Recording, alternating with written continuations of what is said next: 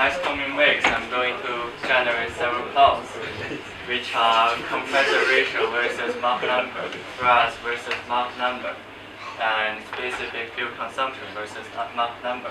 And these plots are all based on different altitudes. Sorry, compressor ratio is something that you choose, not something that varies, right? Yes. Okay. So that's going to be almost an optimization thing, yes. And choosing the optimum compressor ratio for the design Mach number. Okay. Thanks. Any questions?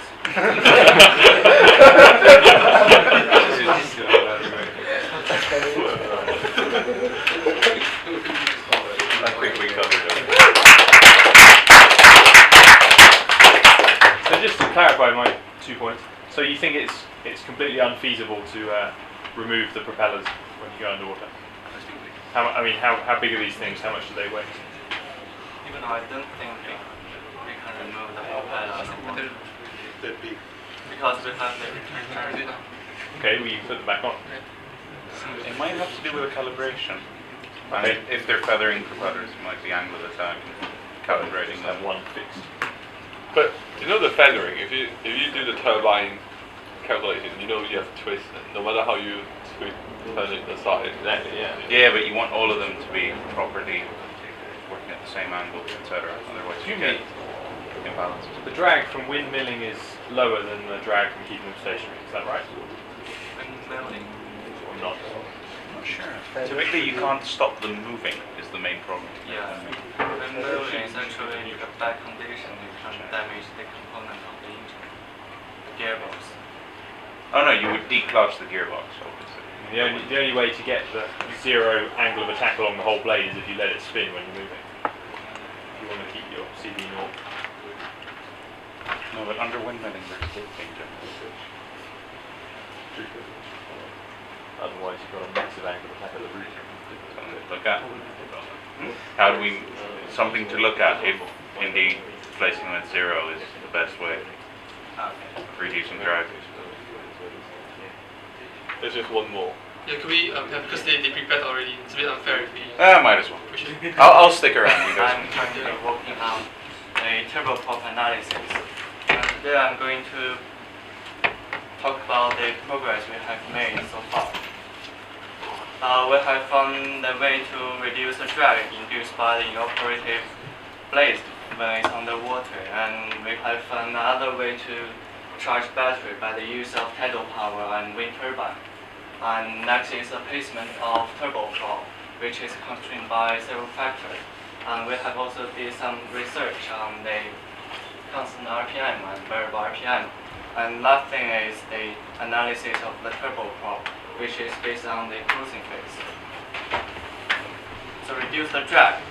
When the aircraft is underwater, the drag is much higher than it is in air. So, and also the aircraft is moving underwater, so the blade feathering is just so it's just simply rotate the blade such that the chord of the blade is parallel to the incoming flow, and this can actually reduce the drag and less structural considerations as needed.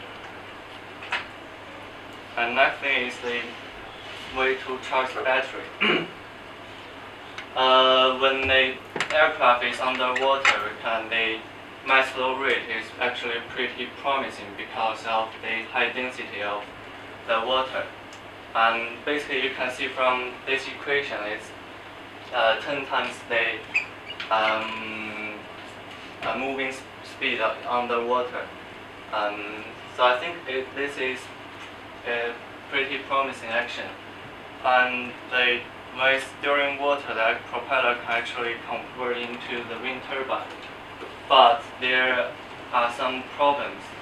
The first thing is more structural analysis should be considered, and we do not know if there is any speed during loiter. And the last thing is the most important thing is that we do not know if the amount of power extracted is enough to charge the battery for the return journey. So the placement of the turboprop.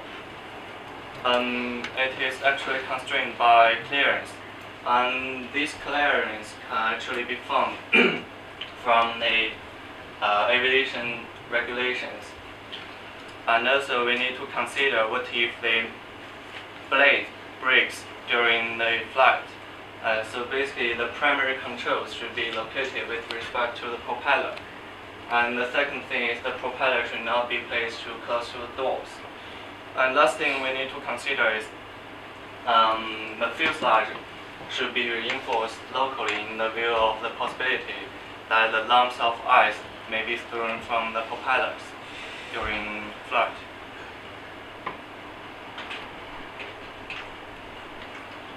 And this is about constant RPM versus variable RPM. We chose constant RPM because it gives a much simpler engine as only one shaft is required and less complicated gearbox is required. But it is not always provide the optimum efficiency at all airspeed because to be more specific is the propeller efficiency. Lower airspeed may lead to a lower propeller efficiency. And variable RPM can actually overcome this problem, but it makes the engine more complicated and hence manufactured. So in this case, we chose constant RPM as the low speed range is not really long. Next thing is the turboprop analysis. I use the polytropic efficiency when dealing with turbine and compressor stages instead of isentropic relation, instead of isentropic efficiency, because during these two stages they are not actually adiabatic, and also the polytropic efficiency makes the algebra much easier. And also this polytropic index can be found from the website for different compressors and turbines.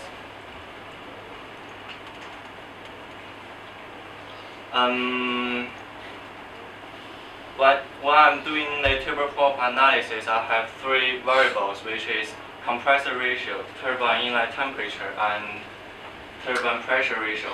And turbine inlet temperature is largely dependent on the material. And after some calculation, I can get the specific thrust, specific fuel consumption, and the work interaction coefficient. So here is the interesting part. You can this figure is the specific thrust versus compressor ratio, and this is the specific fuel consumption versus compressor ratio. Yeah. From these two plots, you can see the compressor ratio that maximizes the specific thrust also gives the minimum specific fuel consumption.